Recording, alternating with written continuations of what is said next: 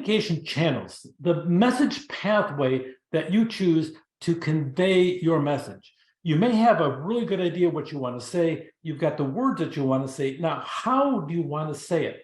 It's going to depend. Pay attention to the generations. Make certain that the younger they are, the more they're used to communicating digitally. No matter what, make certain your communication is free of typos. You don't want to have people misinterpreting what you say because you have sloppy writing or you have spell check altered your message. I don't know about you. I've had that happen multiple times to me. All of a sudden spell check comes in and I look like a total fool because of the fact that it corrected a word it thought was appropriate and it wasn't. There's two different things of synchronous and asynchronous. Synchronous means you're talking together at the same time. Asynchronous is a bit like this class. I'm communicating at one period of time, and you're going to watch us at another period of time. It's called asynchronous or not. Whenever you see the word a in front of a word, often that word has its origins in the aspect of the Greek alphabet, where the a means no or non, so non-synchronous. Everything depends on the urgency, the time urgency, how complex the topic is. The more complex it is, use shorter sentences and briefer explanations if you possibly can. And the cost of that synchronous communication, having somebody step away from work they're doing or work you're doing, and whether the receiver should have time to reflect on what is being said. So on the social presence, the higher the social presence with synchronous communication, and really the higher the social presence, it's face-to-face if you can, online or on the same message at the same time, and then a casual personal message contact. The higher the social presence, it increases the empathy or the feelings that you have. And we've already talked about the emotions and how powerful they can be, and also the influence it's going to have with the people that it's being sent to.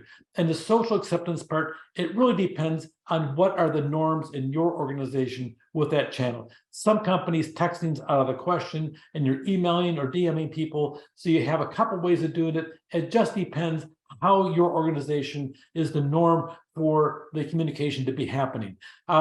Individual preferences for using the channel, it just depends what you like doing. And sometimes it really is a symbolic meaning of the channel. It could be a personal one-on-one thing, but be cautious about it, because the more personal that you get, you don't want to have any type of instant messaging or Instagram or anything else that could be misconstrued as being sexual harassment. And there's too much activity on phones really going on with that nowadays. Too many complaints are filed because of somebody saying something or whatever. It can be very difficult to deal with in the aspect of communicate, make certain it's about business and the topic at hand, and avoid having some type of overtures that could be misinterpreted. The richness of the channel is a really big thing. You have the channel's data carrying capacity, the volume and variety that you can communicate, but the richness of the channel can communicate multiple cues. If you take time out and buy a card and you handwrite the interior of the card and you mail it to somebody, that is a very powerful and a very personal message that you're sending to them. An email sometimes can be construed as being really nice, okay, but it's not, doesn't carry the same weight as a card. And a text is just okay. So you put a text, happy birthday, with a birthday emoji. Wow, that took you all of 15 seconds. Take the time out to choose a card and mail the card and everything else. That takes you 20 minutes to half an hour to do. It just depends on the person and the quality that you want to have.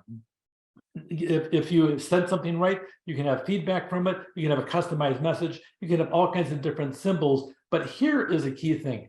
The more human, the better, the richer, and the deeper the communication. The more human, the better, the deeper, and the richer the communication. Don't be a time waster, though. Don't mess with people's time. They value it just like you do. You know, at the end of the day, money is nothing more than a compensation based upon the amount of time we spend into something. And you only have so much time in your life. Don't waste people's time because it's very valuable. Digital works best, but always try to have multiple cues. In other words, different contact points or feeling components or emotional components in the message itself. So now there's a high level of social media, but sometimes you look at it with skepticism. So make certain you keep your channel, especially the personal channel, as rich as possible. The more human, the better. Take care.